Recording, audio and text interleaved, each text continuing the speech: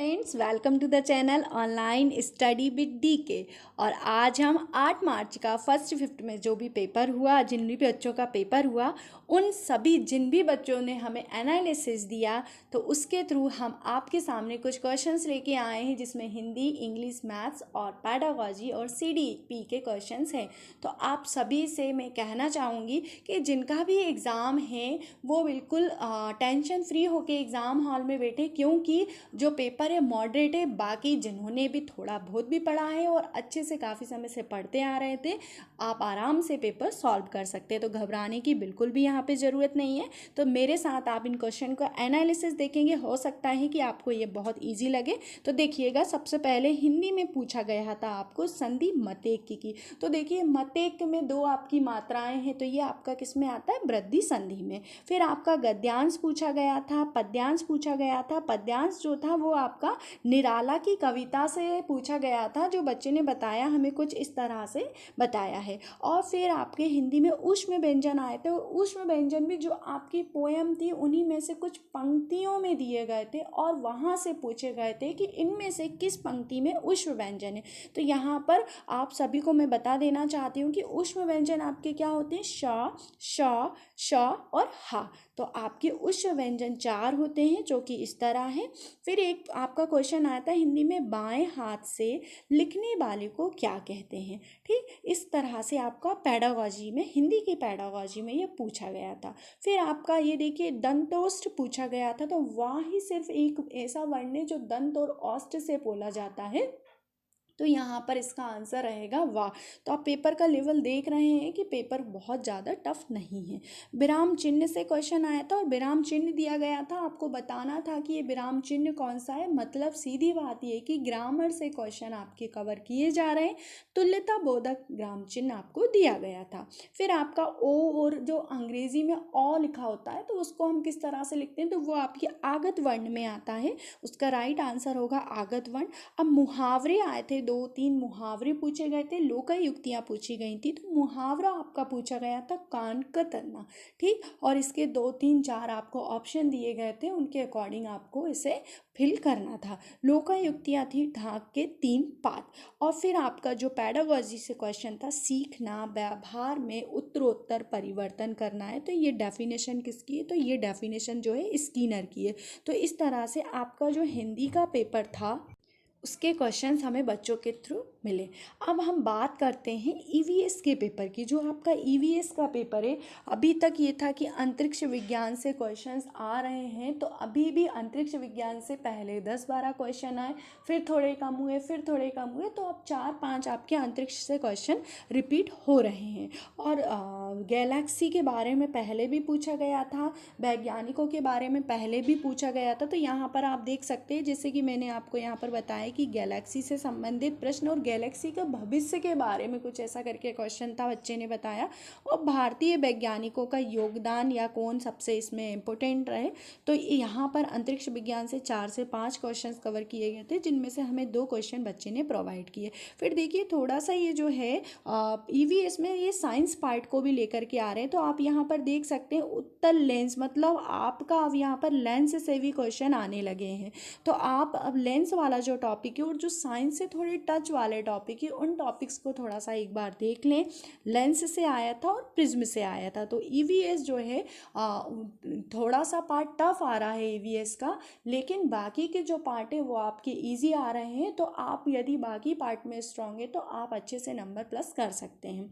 फिर नेक्स्ट आपका है अपवर्तन से क्वेश्चन आया था। तो देखिए, यहाँ पर 3 क्वेश्चन जो है ये साइंस को रिलेट करते हैं, एक उत्तल लेंस, एक प्रिज्म और एक अपवर्तन। तो यहाँ पर ईवीएस जो है ये टफ है भी और कुछ इजी भी। अब देखिए, रेशम पालन, रेशम पालन को आप क्या कहते हैं? सेरीकल्चर। ये आपका नॉर्मल क्वेश्चन है, आप काफ़ी टाइम से इस क्वेश्चन को सुनते आए हैं। रेशम का पालन आपका सेरीकल्चर।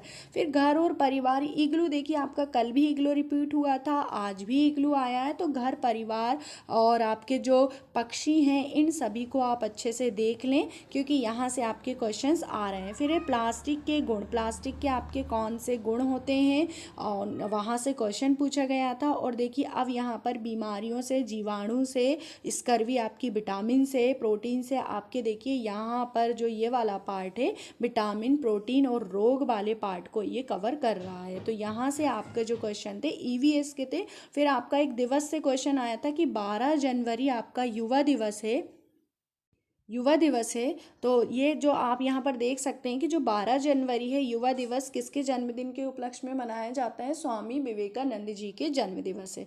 और लास्ट एक क्वेश्चन और जो बच्चे ने बताया है, जवाहर नेहरू एकेडमी 2012 में किस थीम पर आधारित थी? तो देखिए डेज, थीम और आपके विटामिन्स, प्रोटीन, रेशम और बाकी 3 क्वेश्चन आपके साइंस है। तो इस तरह से आपका ये जो पोर्शन था साइंस से लिया गया था ईवीएस में। और फिर हम बात करते हैं मैथ की। तो मैथ में आप यहाँ पर देखेंगे कि जो नंबर सिस्टम है वहाँ से सरलीकरण में भिन्न के क्वेश्चन पूछे गए थे। आज आपको विभाज्यता के कोई भी क्वेश्चन नहीं पूछे गए थे, विभाज्यता से रिलेटेड कोई क्वेश्चन नहीं आया था। देखिए अब आयतन, प्रतिशत, क्षेत्रफल, अनुपात, संख्या पद्धति, लाभ, हानि। तो देखिए मैथ में सीधी सी बात है कि वो अब थोड़ा सा पोर्शन चेंज हो रहा है, क्वेश्चन पैटर्न चेंज हो रहे हैं। तो धीरे धीरे आपका जो विभाज्यता के नियम है वो आज के शिफ्ट में नहीं पूछे गए थे। और एक क्वेश्चन आया था जो कि बहुत ईजी सा है, आप यहाँ पर देखेंगे कि 50.50 और 5 से कौन सा बड़ा है। तो आप यहाँ पर देख सकते हैं कि कितना ईजी क्वेश्चन था। ये पॉइंट में दिया हुआ है, ये 5 दिया हुआ है, तो आपका कौन सा बड़ा नंबर होगा? 5 आपका बड़ा नंबर होगा। तो इस तरह से आपका जो मैथ्स का पार्ट था उसमें आपको सारे जो भी आपके सिलेबस में दिए थे उससे यहाँ देख सकते हैं कि जो शायद प्रतिशत है और प्रॉफिट और लॉस आपके, लाभ और हानि आपके सिलेबस में नहीं था, लेकिन अब ये थोड़े थोड़े क्वेश्चन के लेवल मैथ में बढ़ रहे हैं और इन सभी लेवल से क्वेश्चन पूछे जा रहे हैं। हर क्वेश्चन को आप ध्यान से देखेंगे कि जो विभाज्यता का नियम था पैटर्न को वो बदलता गया और सरलीकरण, भिन्न के क्वेश्चन, आयतन, प्रतिशत, क्षेत्रफल, अनुपात, संख्या पद्धति। अब आप लाभ हानि के क्वेश्चन भी पढ़ के जाएं तो और भी अच्छा रहेगा, ताकि आप बिल्कुल बेसिक पढ़ के जाएं, क्योंकि ये लेवल बिल्कुल बेसिक है आपका। तो यहाँ पर आपको घबराने की ज़रूरत नहीं है। फिर अब हम बात करते हैं इंग्लिश की। तो इंग्लिश में जैसे कि बच्चे ने बताया कि पैसेज था, महाराणा प्रताप के ऊपर पैसेज आया था। और ग्रामर जो कि पूछी जा रही है नाउन, एडवर्ब और फिल इन द ब्लैंक्स के फॉर्म में पूछी जा रही है कि आपको एक फिल इन द ब्लैंक्स दिया है, इसमें नाउन क्या है या फिर प्रपोजिशन या कंजक्शन ऐड करना है।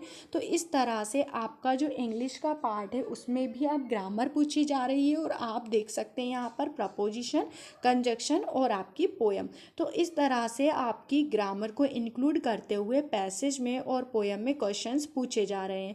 और फिर हम बात करते हैं यदि सीडीपी की। सीडीपी का जो आज था बच्चों के अकॉर्डिंग सब पूरा फैक्ट बेस्ड था और सिद्धांत से कुछ क्वेश्चंस आए हुए थे। तो अब जो है पेपर के पैटर्न में कुछ बदलाव आए हैं, क्योंकि फैक्ट बेस्ड जब क्वेश्चन पेपर आया तो आप वहीं पर लॉजिकली यूज़ करके अपने माइंड को तार्किकता के आधार पर कर सकते हैं। अब मैं कुछ क्वेश्चन जो किसी बच्चे से मुझे मिले, मैं व्हाट्सएप पे मुझे दिया गया, तो मैं आपको उसका स्क्रीनशॉट दे करके बता देती हूँ जो कि था आपका। सबसे पहले तो देखिए मैंने आपको जैसा कि बताया कि इंग्लिश में महाराणा प्रताप के ऊपर पूछा गया था। और औसत के देखिए मैथ्स में औसत के सवाल पूछे गए थे, मैथ्स में आपके औसत के सवाल पूछे गए थे जो कि उसमें हमने नहीं लिया था। एज वाले क्वेश्चन और दशमलव वाले सवाल, देखिए ये जो 3 चीज़ें हैं मैथ्स में, आप उनके अलावा ये 3 चीज़ें ये तो हम आ ही रही हैं हर पेपर में। और फिर आपका है यहाँ पर कविता हिंदी में जो कविता आई थी आपके, और गद्यांश और बाल श्रम कानून किस वर्ष बनाया गया था और बाल हत्या पर कानून किस वर्ष बनाया गया था। इस तरह से आज का जो 8 मार्च का फर्स्ट शिफ्ट का पेपर था उसका एनालिसिस था। आप यदि पीडीएफ प्राप्त करना चाहते हैं तो हमारे टेलीग्राम चैनल पे सर इस पीडीएफ को अपलोड कर देंगे और आप इनके सभी के आंसर्स देख सकते हैं वहाँ से।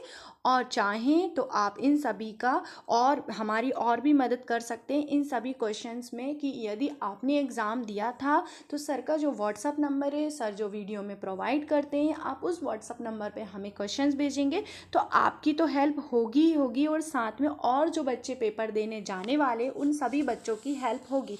तो सबसे मेन थिंग ये होता है कि यदि आप क्वेश्चंस देते हैं तो और जो जिन बच्चों का एग्ज़ाम है उन बच्चों को बहुत मदद मिलती है, और इस पर्पज़ से हम उन बच्चों तक यदि पहुंचा पाएँ तो बहुत अच्छा रहता है। तो आप सभी से मेरा अनुरोध है कि यदि आपको समय समय मिले, आप पेपर देकर आए हैं तो रिटर्न फॉर्म में या किसी भी तरह से आप सर के व्हाट्सएप नंबर तक क्वेश्चंस को प्लीज़ पहुंचाएं ताकि सभी बच्चों की मदद हो सके। और आप सभी एनालिसिस देखते रहें, सेकंड शिफ्ट का भी सर बता रहे हैं, फर्स्ट शिफ्ट का भी हम लोग रेगुलर बता रहे हैं। तो आप जो भी क्वेश्चंस आपके पास है प्लीज़ हमें किसी भी माध्यम से प्रोवाइड कर सकते हैं। तो आप सभी का बहुत बहुत धन्यवाद। और जिन सभी लोगों के पेपर आने वाले हैं और उन सभी के लिए मेरा बहुत बहुत बेस्ट ऑफ लक।